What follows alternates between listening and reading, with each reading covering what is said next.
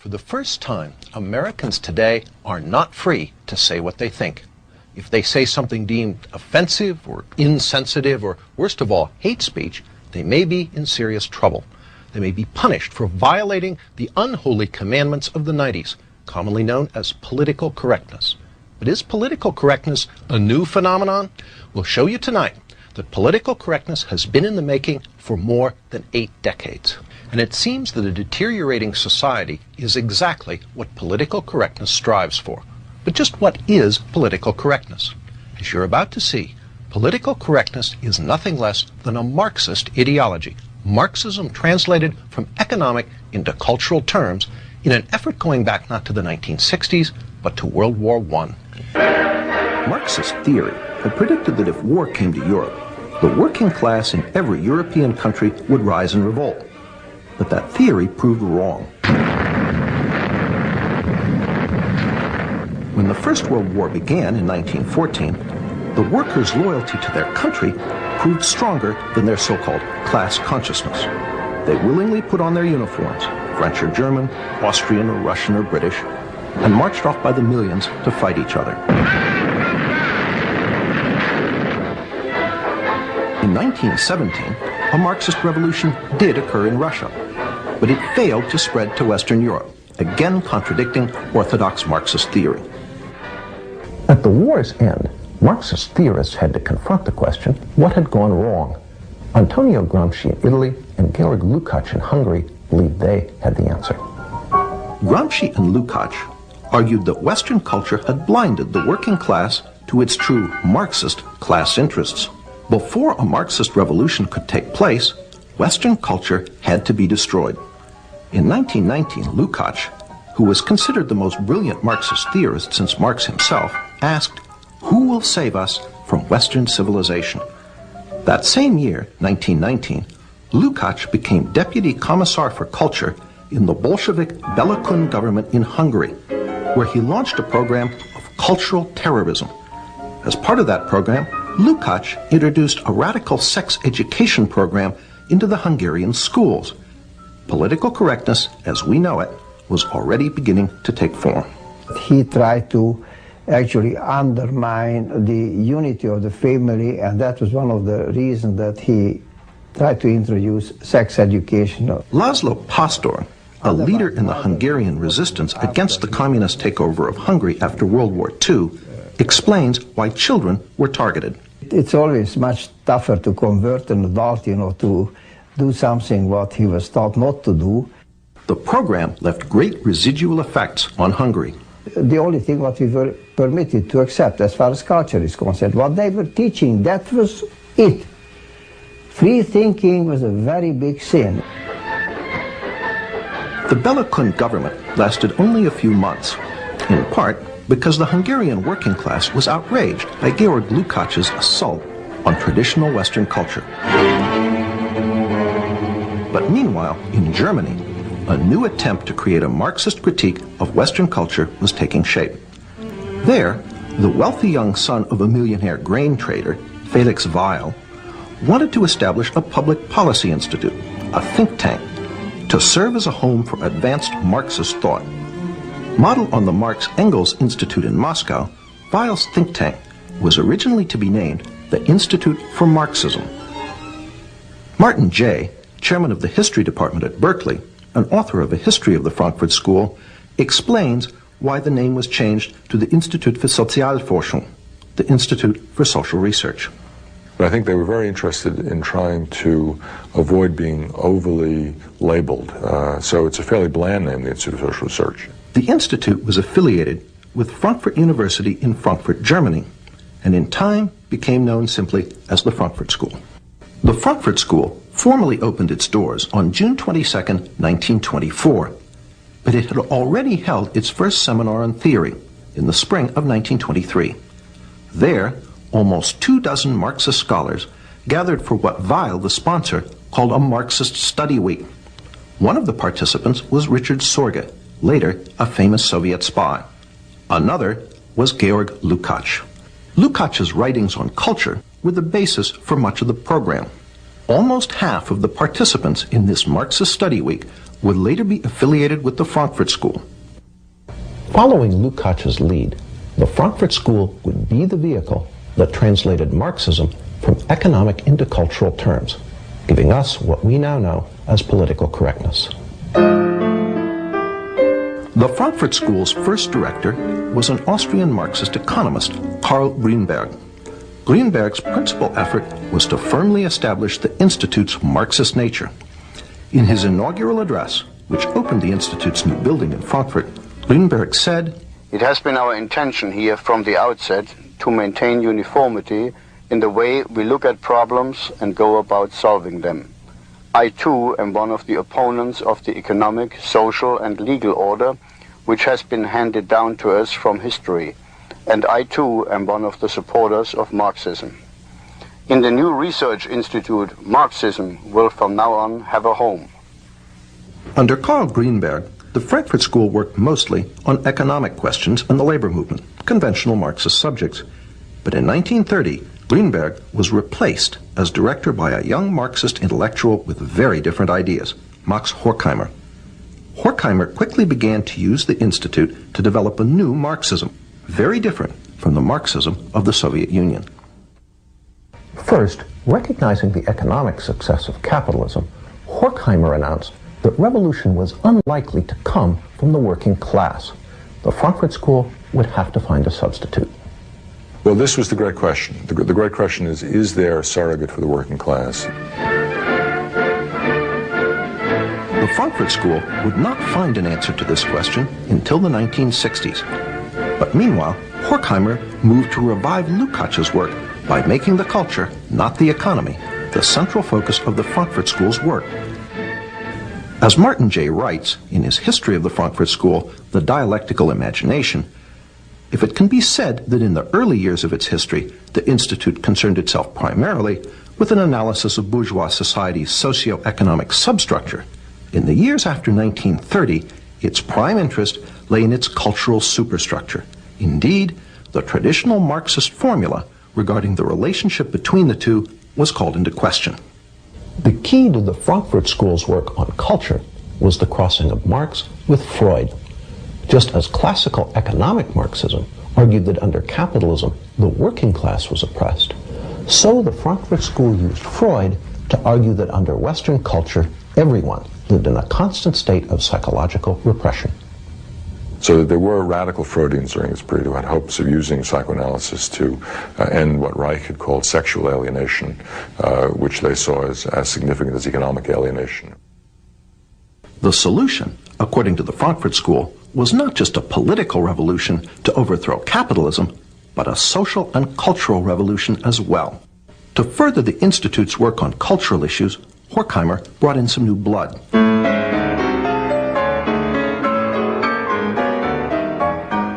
The new members included a sometime music critic, Theodor Adorno. Martin J. sees this addition as critical. Well, Adorno was perhaps the most fecund and, I think, brilliant of all the members of the Frankfurt School. Another new member was Erich Fromm. Fromm, a practicing psychoanalyst, was noted for his radical Marxist social psychology. He pioneered the concept of sexual liberation and gender politics. According to Martin J., in Fromm's view, masculinity and femininity were not reflections of essential sexual differences. They were derived instead from differences in life functions, which were in part socially determined. Another piece of political correctness was falling into place. In 1932, Herbert Marcuse became a member of the Institute for Social Research. Marcuse would ultimately become the most important member of the Frankfurt School for the development of political correctness. In the 1950s and 60s, Marcuse would complete the translation of Marxism into cultural terms, sums it up. In which Marcuse in the United States represented the most radical inclinations of the school, in a sense continuing the work they had done in the 1920s and into the 30s, a work that was inspired by Marxist Hegelian philosophy, very interested in the crisis both of capitalism and liberal democracy, trying to find alternatives to the working class. As we've seen, the Frankfurt School, Marxist in origin, wanted to create a cultural revolution against Western society. And in the 1930s, they took their important first step. In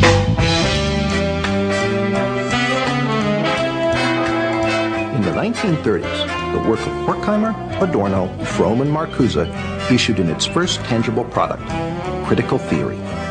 The term critical theory is something of a play on words. One is tempted to ask, what is the theory? The answer is, the theory is to criticize. Through unremitting, destructive criticism of every institution of Western society, they hope to bring that society down. Critical theory is the basis for gay studies, black studies, women's studies, and various other studies departments found on American university campuses today. These departments are the home base of political correctness. David Horowitz was present at the birth of campus political correctness. Well, I was a radical in the 60s. I was a Marxist, my buddies were people like Tom Hayden. I edited the largest magazine of the left at the time, Ramparts. But the Frankfurt School was important in Marxism because they no longer believed really in the future. They only believed in destroying capitalism and destroying bourgeois democracy is what we would have called it. And if you look at today's campuses, that kind of nihilism is really the dominant theme. That is, attack America. The Frankfurt School was careful never to define what critical theory was for, only what it was against. Again, Martin Jay, the Frankfurt School's semi-official historian. Critical theory itself always felt reluctant about being put in the straitjacket of systematization and defied its reduction to a simple definition. Critical theory actually attempted to politicize logic itself. Horkheimer wrote, "Logic is not independent of content. That means an argument is logical if it helps destroy Western culture, illogical if it supports it." Such twisted thought lies at the heart of the political correctness now inculcated into American university students. When there's 1% of the campus is conservative and the other 9% and the other 9% of the people who care are incredibly liberal, you're going to get something approaching a socialist state. But how did the work of a small group of German Marxist intellectuals come to America? In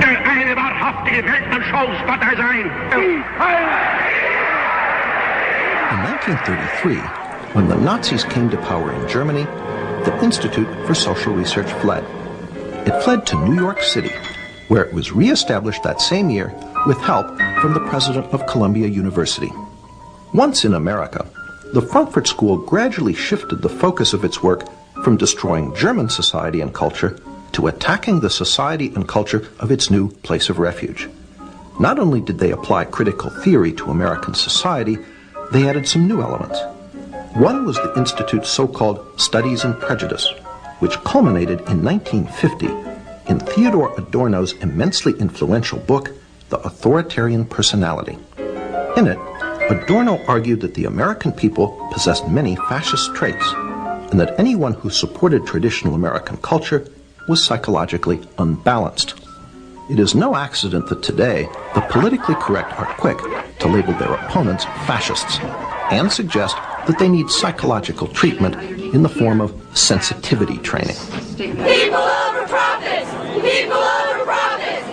The Frankfurt School even integrated political correctness' most fashionable cause, environmentalism, into their cultural Marxism, by way of Horkheimer and Adorno's book, Dialectic of Enlightenment. Well, they were very interested in what was called the domination of nature. Dialectic of Enlightenment in particular moved the emphasis away from economic domination to the species domination of the natural world, including, we might say, internal nature through psychoanalytic understanding of repression. So they were very keen on recognizing that we needed to have a more nurturant and a more, let's say, balanced relation between humankind and the natural world. After World War II, Horkheimer and Adorno returned to Germany, where the Institute was re-established at Frankfurt University. But not all the old members of the Institute returned. Fatefully, Herbert Marcuse remained in America, eventually becoming a professor at Brandeis and University of California, San Diego. Marcuse labored to finish the intellectual work begun by Horkheimer, Adorno, and Fromm in the 1930s. Marcuse, on the other hand, remained in the United States, and during the 50s and 60s developed some of their earlier ideas, merging Freud and Marx, interested in aesthetics and interested in cultural, let's say, tendencies towards what he would call negation, which were usable in a campaign to call into question the what Antonio Gramsci would have called hegemony of capitalist bourgeois culture. And Marcuse became, of course, the so-called guru of the New Left. It was Marcuse who finally answered the question posed by Horkheimer in the early 30s. Who could substitute for the working class as an agent of revolution?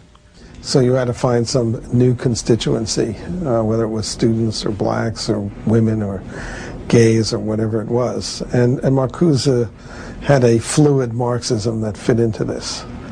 Martin Jay confirms the role of the Frankfurt School in creating the victim groups that constitute the politically correct coalition. But the working class wouldn't play the hegemonic role that traditional Marxism had expected from it. And so students, blacks, other minority groups, women, and so forth were, they hoped at least, able to come together. Of critical importance for the injection of the Frankfurt School's work into the student rebellion of the 1960s was Marcuse's revival of Fromm's notion of sexual liberation. Marcuse, however, was the main conduit of ideas.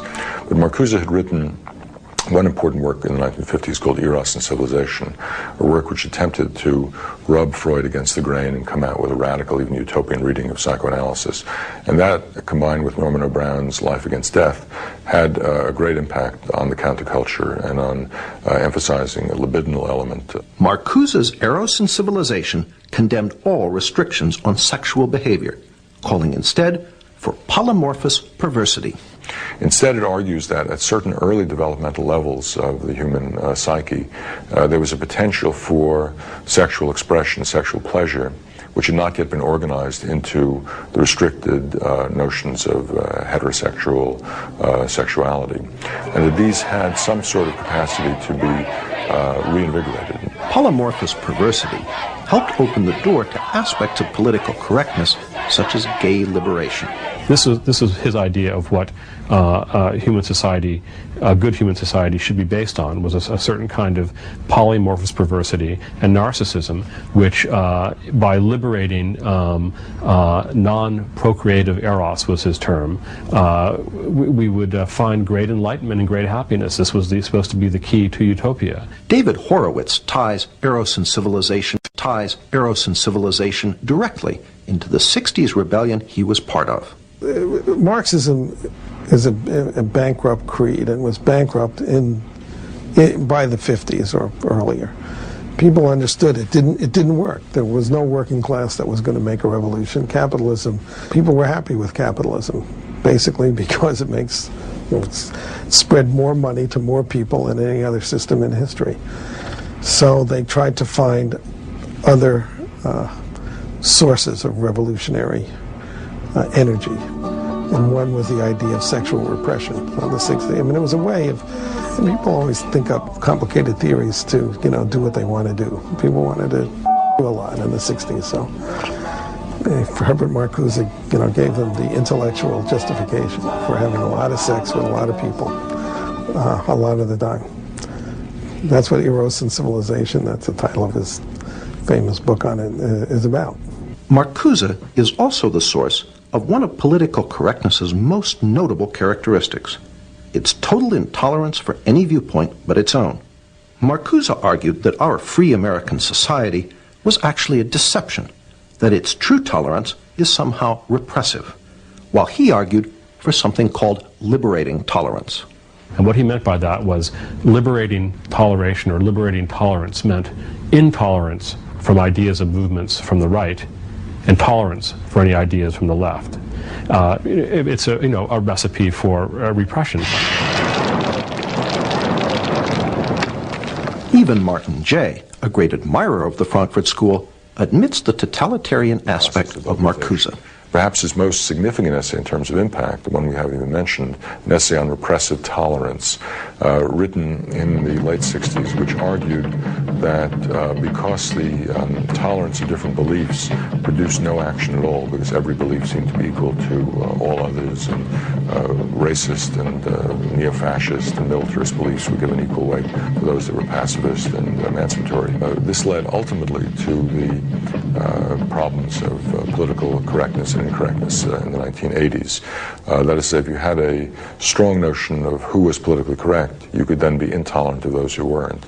And sometimes this can be used as a license by people on the left to deny free speech to people they disagreed with. Through these works, Marcuse became the main agent of transmission of the Frankfurt School's ideas. Marcuse was a tremendously important influence on the thinking of young people in those days. He was one of the spiritual fathers of the movement. And through Marcuse, the New Left found the rest of the Frankfurt School.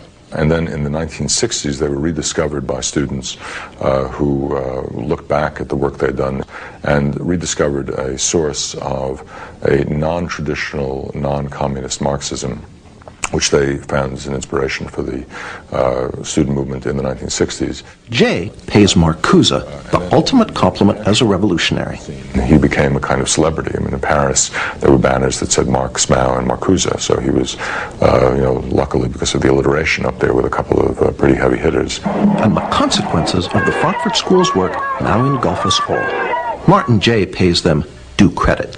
Well, it's fascinating. If you compare them with other figures from the so-called Western Marxist tradition, they are perhaps more alive than virtually anybody else. Roger Kimball, although coming from the opposite political perspective from Martin Jay, agrees. The institution of the ideas of radical multiculturalism in the academy and what you might call its enforcement wing, namely the ideology of political correctness, testify to the vitality of some of those ideas, some of the ideas of the Frankfurt School.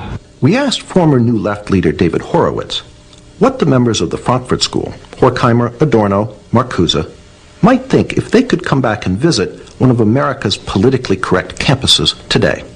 Well, I'm sure they would be thrilled because they would be, gods.